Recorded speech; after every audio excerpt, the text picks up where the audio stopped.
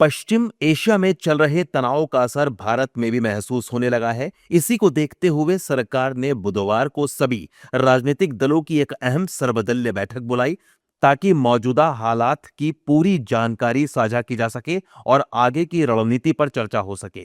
लेकिन इस बैठक में सरकार ने साफ किया कि देश की स्थिति पर लगातार नजर रखी जा रही है और हर जरूरी कदम उठाने की तैयारी की जा रही है। बैठक के बाद बीजेपी नेताओं ने क्या कुछ बताया, सुनिए। मैं ये समझता हूं कि आज जो विस्तृत जानकारी और सवालों का जवाब इस ऑल पार्टी मीटिंग में सरकार ने दी है, उसके बाद मुझे लगता है कि विपक्ष के लोग भी साथ में ऐसे संकट के घड़ी में रहेंगे। प्रधानमंत्री जी ने अपील किया है कि पूरा देश एकजुट रहना चाहिए और संसद से एकजुट का भाव और मैसेज जाना चाहिए। ये एक तरीके से सभी विपक्ष की पार्टियों के ओर से भी मुझे नजर आया कि हम एकजुट रहेंगे। तो और मांग करने का, अलग से जानकारी प्राप्त करने का इस विषय में मुझे लगता है कि अभी के लिए जरूरत नहीं पड़ेगा।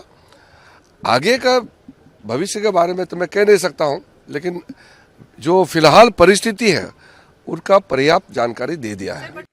इस बैठक के बाद विपक्ष के नेताओं ने भी युद्ध को लेकर बड़ी बातें कही। सरकार तो कह ही रही है, सरकार को कहने से क्या होगा, लेकिन हकीकत ये है, जो सच्चाई है कि युद्ध तो चल रहा है और पाकिस्तान जो एक हमसे छोटा मुल्क है और जो हर तरह से हमसे कमज़ोर है, वो आज मीडिएटर बन रहा है और मीडिएटर की भूमिका निभा रहा है और हम अभी तक मूक दर्शक बने हुए हैं। मीटिंग में बहुत सारे सवाल, जो जरूरी सवाल थे, सारे सवाल विपक्ष की तरफ से आए।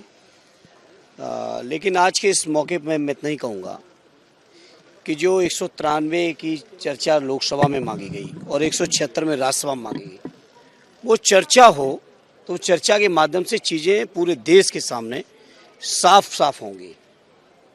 यही हमारी मांग है। और जहाँ तक जवाब का सवाल है, सरकार के बहुत सारे विपक्ष के जो सवाल थे, उसका कोई खास संतोषजनक ऐसा जवाब नहीं है जिसको मैं आपके सामने कह सकूं।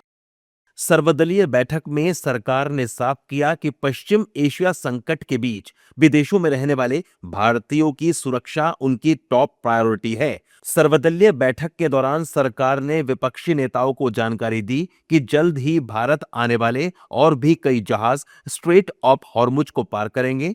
सरकार इस रास्ते पर कड़ी नजर रखे हुए है ताकि जहाजों की आवाजाही और सप्लाई चेन में कोई बड़ी रुकावट ना आए।